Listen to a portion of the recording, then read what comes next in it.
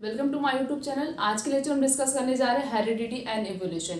इस लेक्चर में हम प्रीवियस ईयर के क्वेश्चंस के बारे में डिस्कस करेंगे, कौन कौन से क्वेश्चन पूछे गए थे और इस क्वेश्चन बहुत ही इंपॉर्टेंट क्वेश्चन है और इस क्वेश्चन का आंसर हम इजी तरीके से कैसे लिख सकते हैं। सबसे पहला क्वेश्चन है which of the following represent tall plant.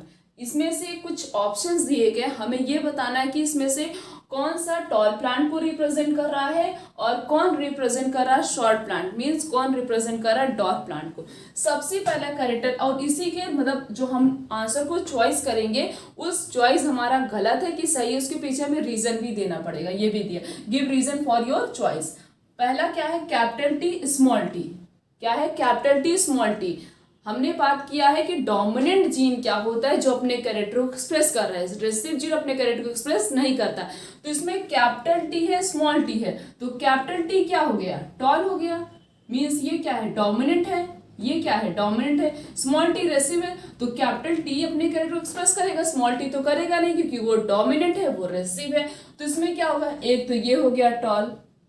अब उसके बाद दूसरा है दोनों ही स्मॉल टी है, मीन्स दोनों आइडेंटिकल जीन ही है और ये रेसिव ही है, तो ये क्या हो गया, ये रेसिव हो गया। रेसिव है तो इसका मतलब ये क्या हो गया, डॉर्फ है। ये क्या है, स्मॉल टी हम किसके लिए लेते हैं, डॉर्फ के लिए लेते हैं। फिर है कैपिटल टी, ये क्या हो गया, टॉल हो गया। तो इसमें पूछा गया है कि कौन रिप्रेजेंट कर रहा है टॉल प्लांट को, कौन रिप्रेजेंट कर रहा है डॉर्फ प्लांट को। तो इसमें capital T small T, capital T, दो कैसे हो गए, टॉल हो गए, और एक स्मॉल टी ये क्या हो गया, डॉर्फ हो गया। अब रीजन हम क्या दे सकते हैं, रीजन हम ये लिख सकते हैं कि इसमें डोमिनेंट जीन अपने कैरेक्टर को एक्सप्रेस करेगा, जिसकी वजह से दो क्या हो गए, टॉल प्लांट, एक क्या है, डॉर्फ प्लांट है। तो हम ये रीजन में लिख सकते हैं, तो हमारा आंसर कंप्लीट हो जाएगा। उसके बाद दूसरा क्वेश्चन ये पूछा गया, जैसे कभी कभी वन वर्ड में क्वेश्चन पूछा जाता है, name the scientist who give the law of inheritance. हमें उस साइंटिस्ट का नाम बताना है जिसने लॉ ऑफ इनहेरिटेंस के बारे में बताया था। उस साइंटिस्ट का नाम है ग्रीगर मेंडल। किसने बताया था, ग्रीगर मेंडल ने बताया था। किसके बारे में, लॉ ऑफ इनहेरिटेंस के बारे में, कि किस तरीके से कैरेक्टर पेरेंट से उनकी ऑफस्प्रिंग में ट्रांसफर होते। किसने बताया था, ग्रीगर मेंडल ने बताया था। फिर तीसरा क्वेश्चन है, ये क्वेश्चन बहुत इंपॉर्टेंट है, बहुत बार पूछा जा चुका है क्या, explain how sex is determined in human babies. किस तरीके से सेक्स डिटर्मिनेशन किया जाता है, मीन्स किस तरीके से आइडेंटिफाई करेंगे कि वो गर्ल है कि बॉय है। हम इसके लिए क्रॉसिंग करते हैं। फीमेल के पास होता है XX, मेल के पास प्रेजेंट होता है XY।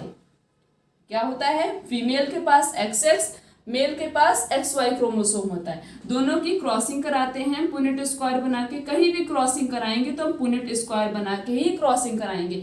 एक कैरेक्टर ये लिखेंगे फिर इसे लिखेंगे, सबसे सिंपल, इसे लिखो फिर इसे लिखो, XX, इसे लिखो फिर इसे लिखो, XY, XX and XY।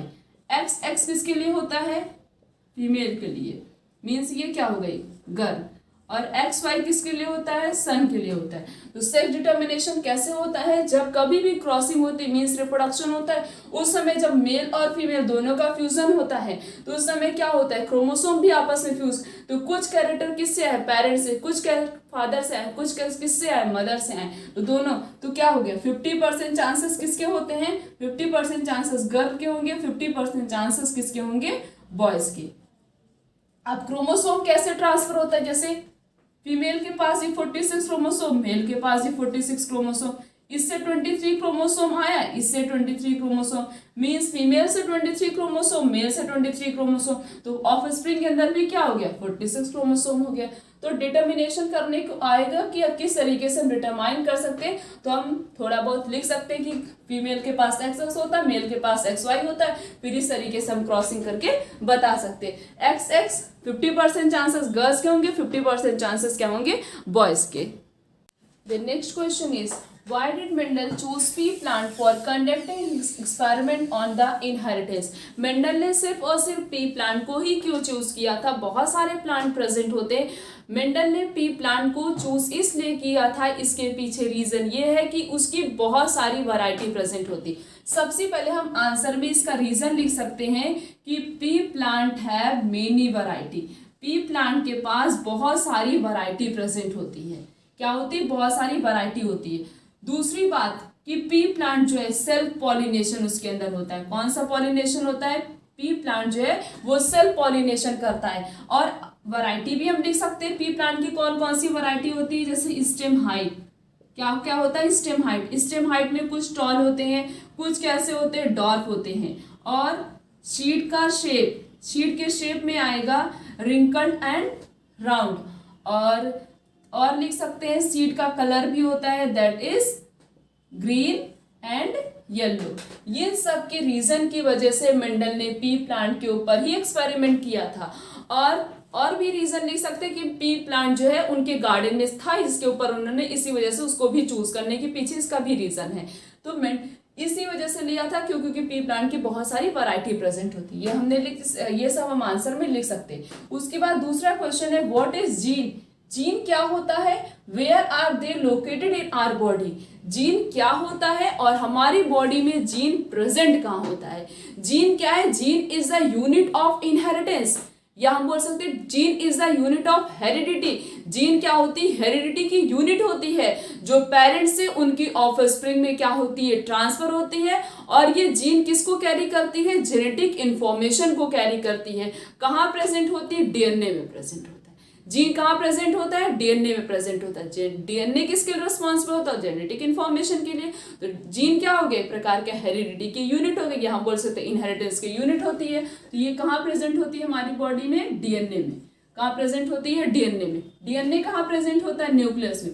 Nucleus के पास क्या होता है? क्रोमोसोम। बट यहाँ पे जीन पूछा गया तो हम क्या लिख सकते हैं? डीएनए में प्रेजेंट होता है। द नेक्स्ट क्वेश्चन है what do you mean by a dominant gene and recessive gene.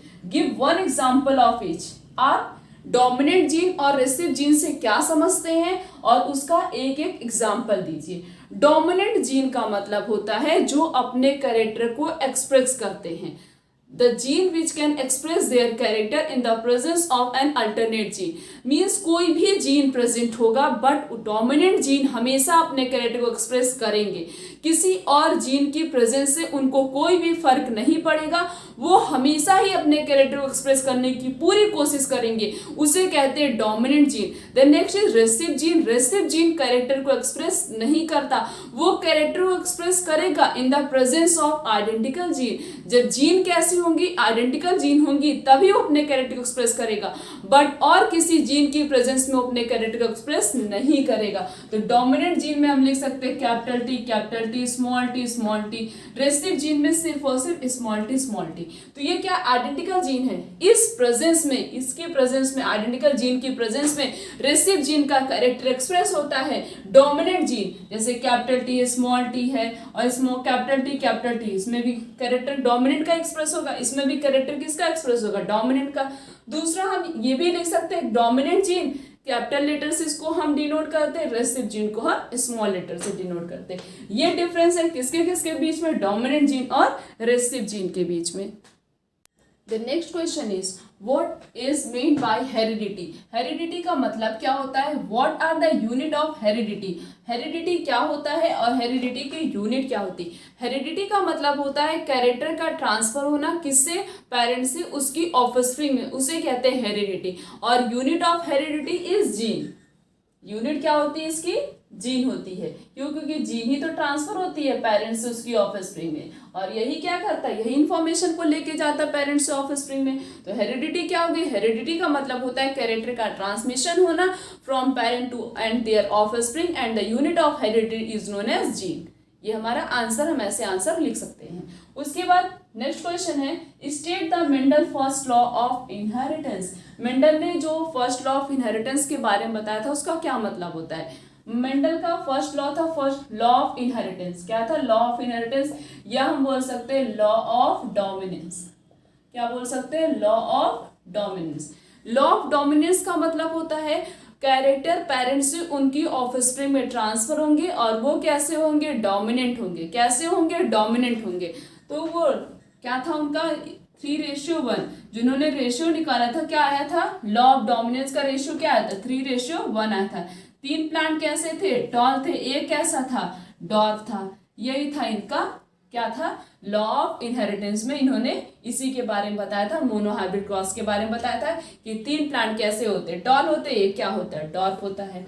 The next question है what are the 4 blood group in human, human being में जो 4 ब्लड ग्रुप प्रेजेंट होते हैं वो क्या होते हैं, एक होता ए, एक होता बी, एक होता ए बी और एक क्या होता ओ। ये 4 ब्लड ग्रुप प्रेजेंट होते हैं, क्योंकि इसमें ब्लड ग्रुप का ही नाम पूछा गया था, हम ये बस ब्लड ग्रुप का ही नाम लिखेंगे। अगर ऐसा कुछ पूछा गया था कि कौन इसकी जीन को कंट्रोल करता है, कौन सी जीन है जो उसको कंट्रोल करती है, that is I gene. I gene क्या करती है, ब्लड ग्रुप को कंट्रोल करती है। हमने इस लेक्चर में कुछ प्रीवियस ईयर के क्वेश्चंस के बारे में डिस्कस किया। आने वाले लेक्चर में इस तरीके से और भी बहुत सारे इंटरेस्टिंग क्वेश्चन के बारे में डिस्कस करेंगे। आज के लेक्चर यहीं तक, थैंक यू।